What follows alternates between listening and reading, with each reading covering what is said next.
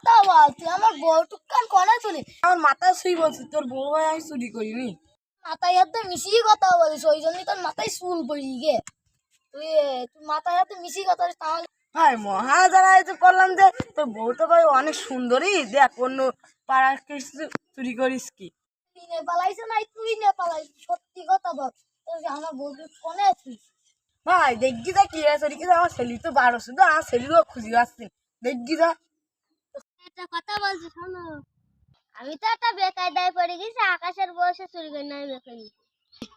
আমি তো এখন নানির বাড়ি এখন আশ্রয় নিচ্ছি, পরে আসবানি। হ্যালো আব্বা, তোমার আলমারির মধ্যে তো আমি বিঘা টাকা চুরি করে নিয়েছি, বউ তো কিছু খাইতে দিতে হবে।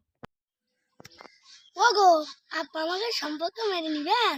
মেনে নেবেন না তো যাবে কেন, দুদিন পরে মেনে নেবেন। আচ্ছা তুই যা করি তুই করি ফেলা কি এখন রাখ। আমি যা বলছি তাই সত্যি, আমার ছেলে নিজে ভালো একটা ঘুমটা দেখছে, এবার টান দিয়ে ভালো করে ধরবে তো। আব্বা দেখি যাও শ্বশুর এই ঘুমটা দিয়েছে। বিশাল পৌরুষের কাজ করিস। জানা আব্বা ঘুমটা ভালো হয়নি। হ্যাঁ হইস তো, তোমার বউ নাকি? তোমার বউটা দেখাও নাকি, ঘুমটাটা সরাও।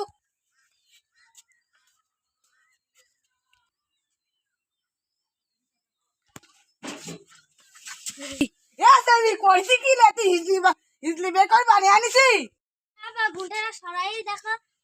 কি তোদের মেনে নিচ্ছি রে, তা ভেবি না। আব্বা এ ছেলি তুই হিজলি বের করবি কেন, তুতলা বের করিস কেন? বেরো যা, বউ না যা, বেরো যা।